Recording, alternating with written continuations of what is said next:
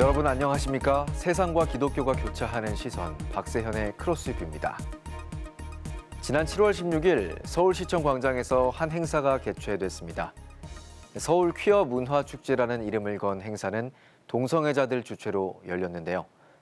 2000년부터 매해 성적 지향과 성별 정체성을 비롯한 다양한 정체성을 가진 모든 사람들이 평등하게 어우러져 즐기는 장을 만들겠다는 명분으로 이어져 왔습니다. 당초 12일부터 17일 일주일간의 일정으로 계획됐던 행사는 우여곡절 끝에 하루로 축소됐는데요. 이 과정에서 논란의 목소리가 끊이지 않았습니다. 무슨 일이 일어난 걸까요? 지난 6월 15일 오전 서울시청광장 앞에서 벌어진 시위 현장. 빗소리를 뚫고 목소리가 울려 퍼집니다. 축제 조직이 광장 사용 승인을 불어라! 시위자들은 서울 퀴어 문화축제 조직위원회가 서울 광장을 사용하지 못하도록 요청했습니다. 조직위원회가 7월 12일부터 6일간 동성애자 행사를 위해 서울시청 측에 광장 사용을 요청했기 때문입니다. 같은 시각 광장 사용 허가를 촉구하는 시위도 열렸던 상황. 서울시 열린광장 운영 시민위원회는 결국 퀴어 축제 서울광장 사용을 허가했습니다. 단 7월 16일 하루로 행사를 제한했고 조건부 허가입니다. 해당 조건을 살펴봤습니다. 서울시가 퀴어 행사 관련 질문에 대해 내놓은 민원 답변서입니다. 서울시는 해당 답변서에서 신체 과도 노출 및 청소년 보호법상 유해 음란물 판매 및 전시 등을 안 하는 조건으로 시청광장 사용을 허가했다고 밝혔습니다. 왜 이런 결정이 나왔을까? 서울시청에 알아봤습니다. 기존에 했던 그런 이제 행사에 있었을 때 그런 이제 약간 문제가 있었으니까. 네네. 네, 그래서 저희가 저번에 위원회 개최했을 때도 위원님들이 그런 거에 대한 좀 우려를 많이 표명하셨고 그런 것 때문에 이제 기간을 줄이기도 했고 그렇게 한 거거든요. 동성애자와 성소수자들을 위한다는 명목으로 개최된 퀴어 행사. 서울시청은 해당 행사를 허가했지만 광장 사용 기간을 줄였고 기존 행사에서도 문제가 있었다고 말합니다. 그리고 그 문제는 시청에서 광장 사용 허가 조건으로 내건 두 가지로 압축할 수 있을 겁니다. 신체 과다 노출과 유해 성기 모양 물품 판매 및 전시인데요. 과연 이 조건들이 지켜지고 있는지 궁금했습니다. 우리 제작진은 실제 현장을 찾아가 봤습니다.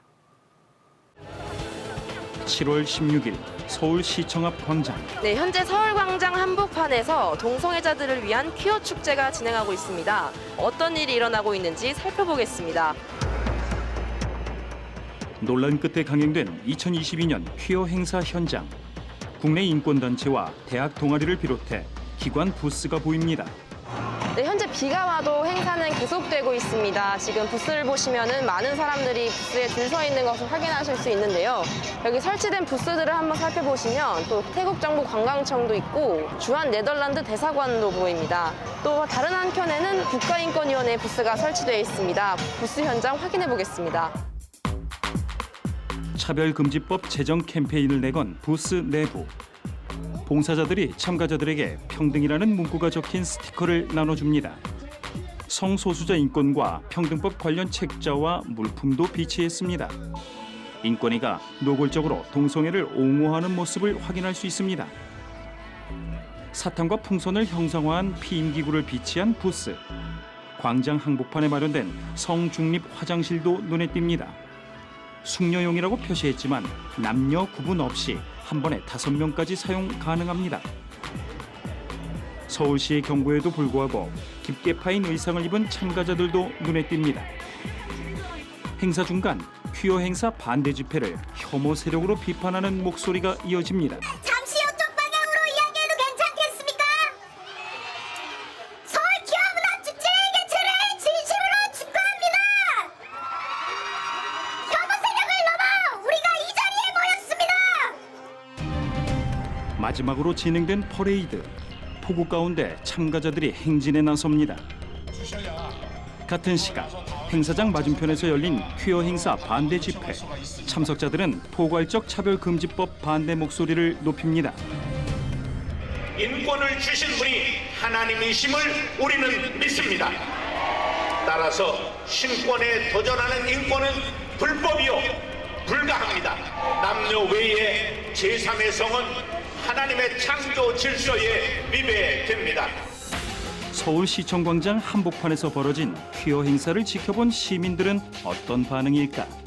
굉장히 어린 친구들도 많은 걸 봤었거든요. 그래서 이런 게 저희 사회 문화적으로 봤을 때 어린 세대들에게 과연 이게 어떤 영향을 끼칠까에 대한 좀 진지한 걱정이 있었어요. 모두가 공평한 세상, 평등한 세상을 만들려고 이 법을 제정했다고 하는데 사실 그 내용을 면면히 이렇게 들여다봤을 때 결국 그들이 말하는 소수를 차별하지 않는다는 게 다수를 향한 역차별로 저는 느껴졌기 때문에 차별금지법에 동의할 수 없다고 생각을 했었고. 우여곡절 끝에 개최된 동성애자들의 행사. 행사 당일까지 첨예하게 이어진 대립은 잦아들지 않았습니다. 그런데 이 대립은 단순히 동성애자 행사에 대한 찬반 논란이 아니었습니다. 근본적으로 동성애를 법적으로 보장하고자 하는 한 법안과 관련한 대립이 있었는데요. 그 법안은 바로 포괄적 차별금지법입니다.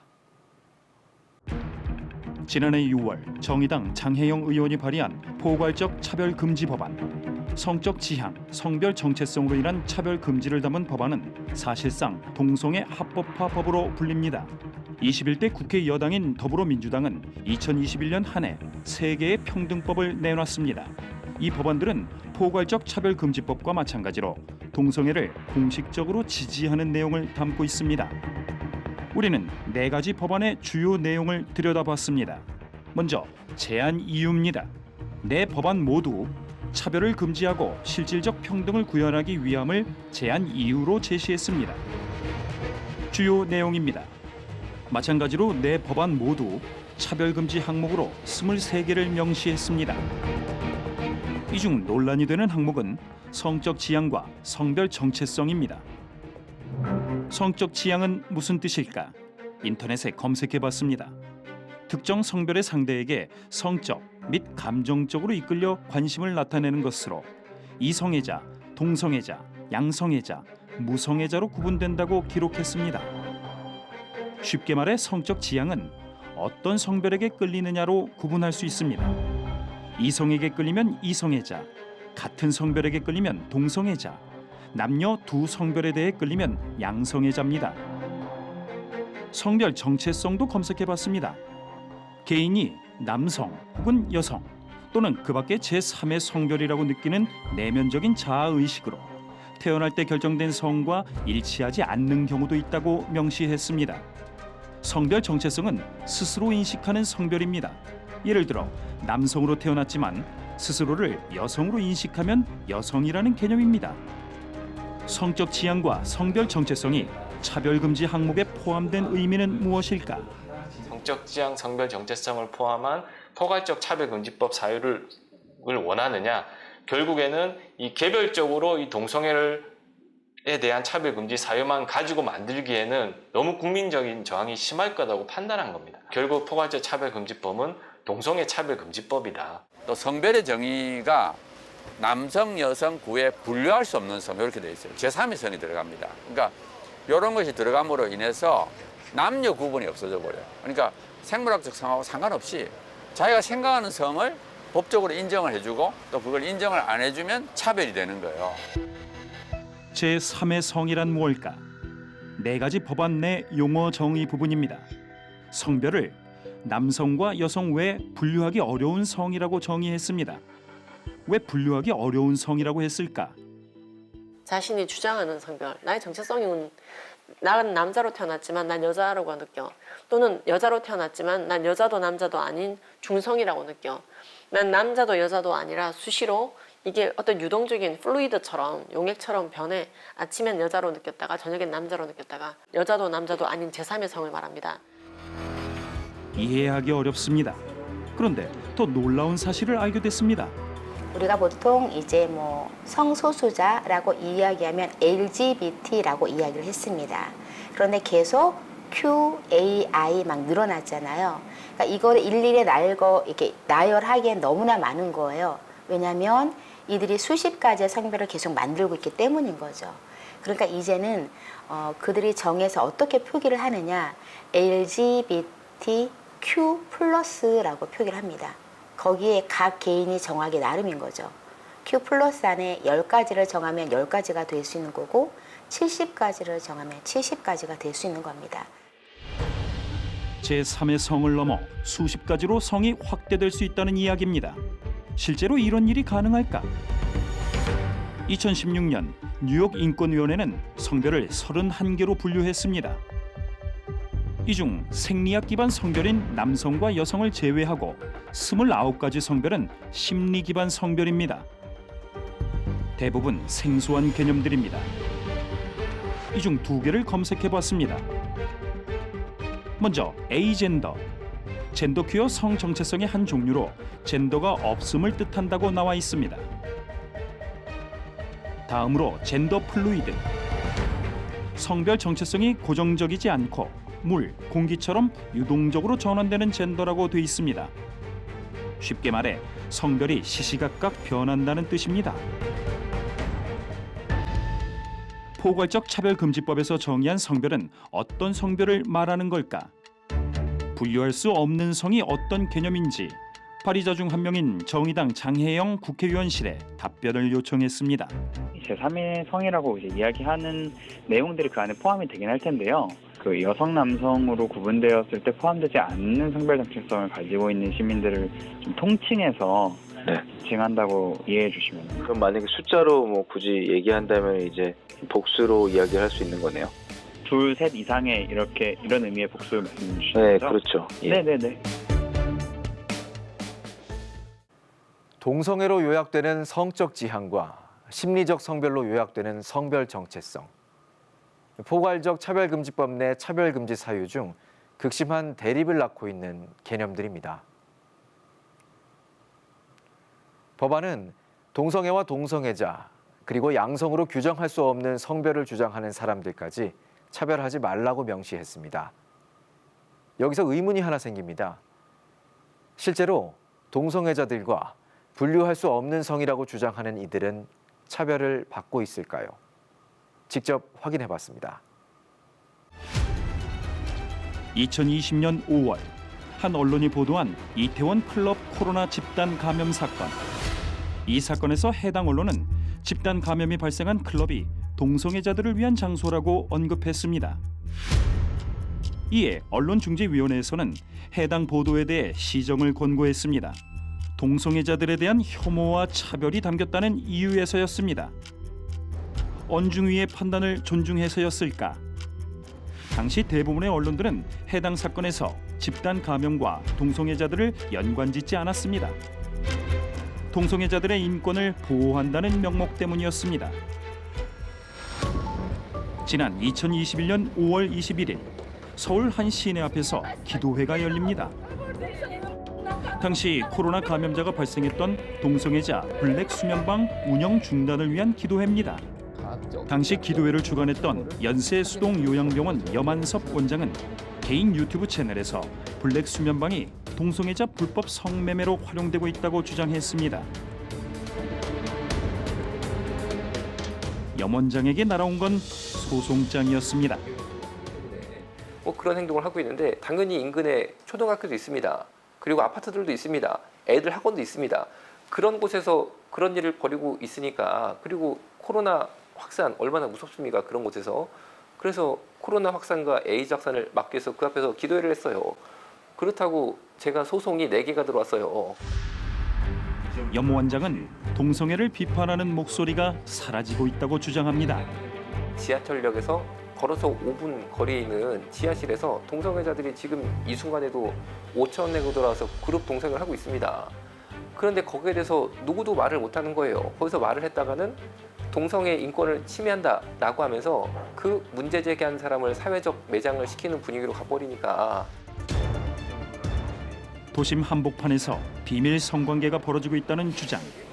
오랫동안 동성애자들이 성관계를 이어왔다는 한 장소에 직접 가봤습니다. 네, 저는 지금 서울의 한 터미널 앞에 나와 있습니다. 지금 제 뒤에 보이는 건물에서 동성애자들의 즉석 만남 시도가 꾸준히 이어져 오고 있다고 하는데요. 과연 사실인지 직접 한번 가보도록 하겠습니다.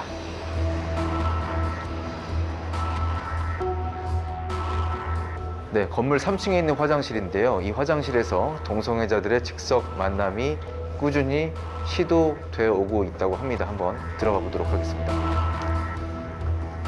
네, 지금 이제 사람이 아무도 없는데 이 안쪽으로 한번 들어가 보죠.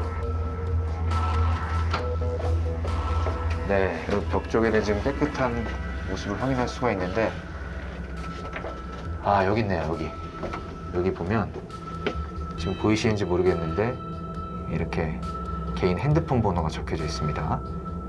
이쪽에도, 옆쪽에, 네, 여기도 있네요. 여기 위쪽에도 지금 보면 글씨가 써 있는 걸로 확인할 수가 있습니다. 해당 건물 경비원을 찾아 물어봤습니다. 3층에 사람이 없으니까 어제 오전에 시민들이 입으려고 그러면은 사람 많이 다니니까 그랬더니 그렇지 지저분해 어떤 남자 새끼들 뭐 그런 놈들 들어왔을 그랬지. 인근 경찰서에 해당 사실을 아는지 물어봤습니다. 성관계를 한다라는 이야기가 있는데, 네, 혹시 뭐 이 부분 좀 알고 계신지. 뭐 따로 들은 건 없거든요. 만약에 그렇게 되면 만약에 사실이라면 당연히 그 근처에 뭐 순찰을 강화한다든지 아니면 어떤 조치를 취할 건지 뭐 그런 게 나오겠죠, 당연히.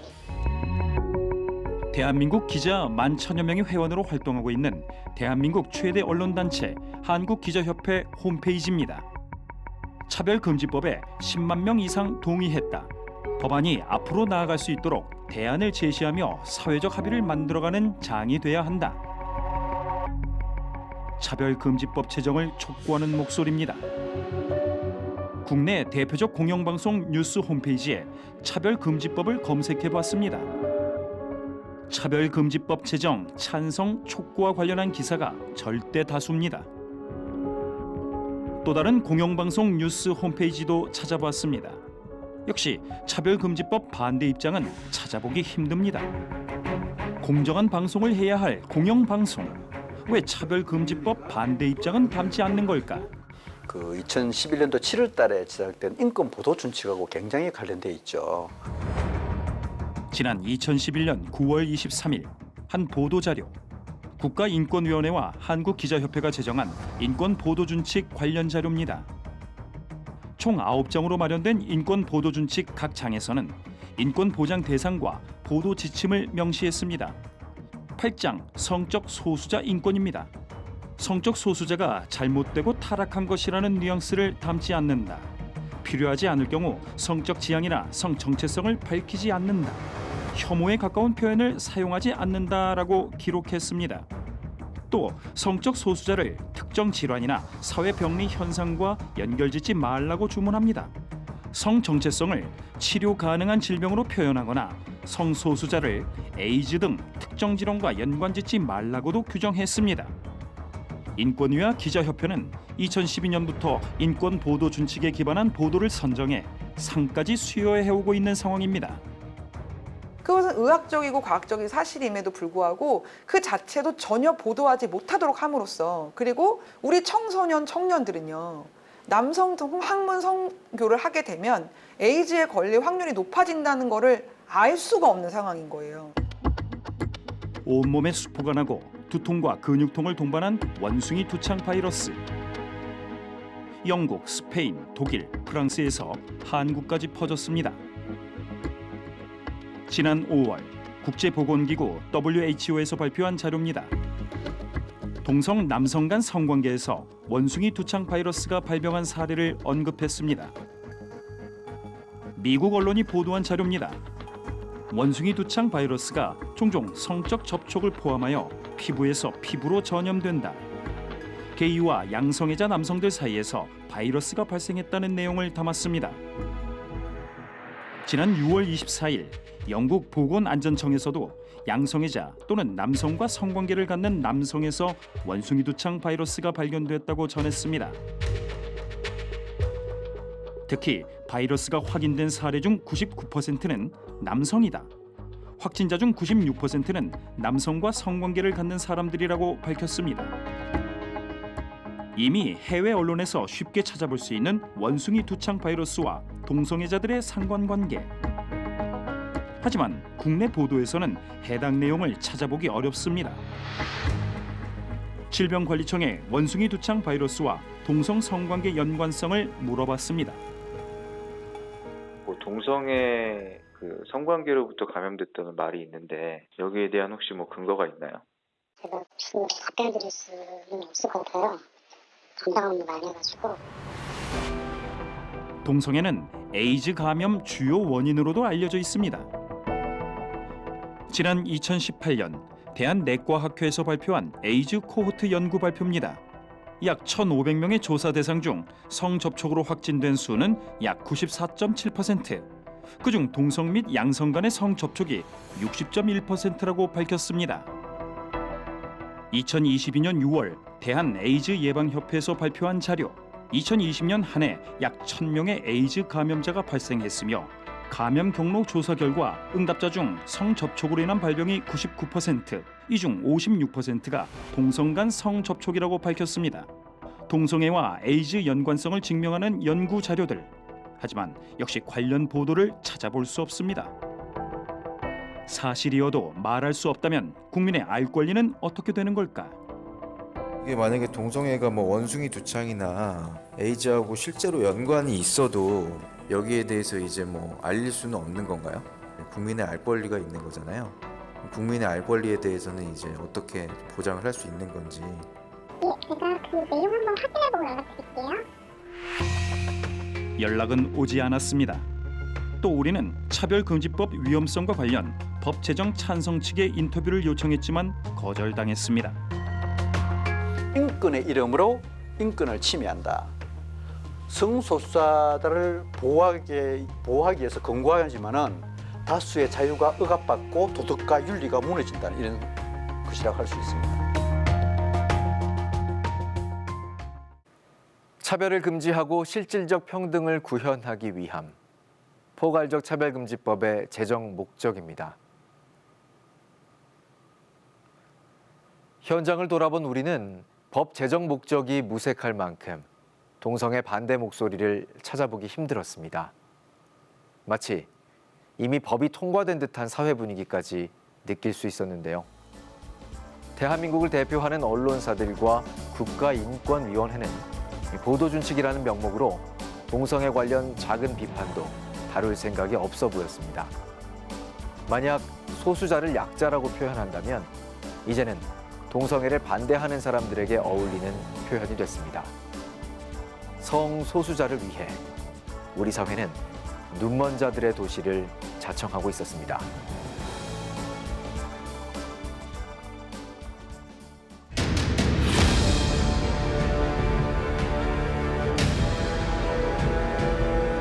괴롭힘의 성립 여부가 피해자라고 주장하는 사람의 그 주관적인 고통, 유무에 따라 이렇게 판단하도록 되어 있어서 헌법상 명확성의 원칙이나 위반될 가능성이 있지 않을까.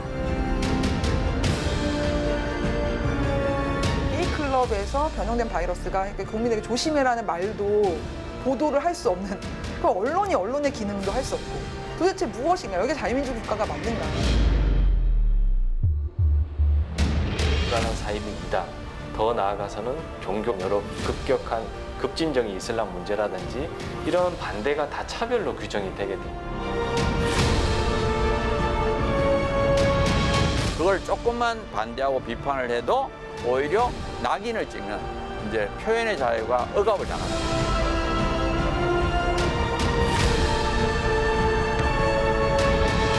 그때 아이들의 성별을 자기 마음대로 바꾼다는 것을 법적으로 인정을 해주기 때문에 오히려 우리 아이들은 더 많이 크게 위험해진다라고 볼 수가 있는 거죠. 이 프로그램은 여러분의 미디어 선교 후원으로 제작되었습니다. 선교는 사명, 후원은 동역. 당신도 복음을 전할 수 있습니다. 선교 후원 02-6333-1003번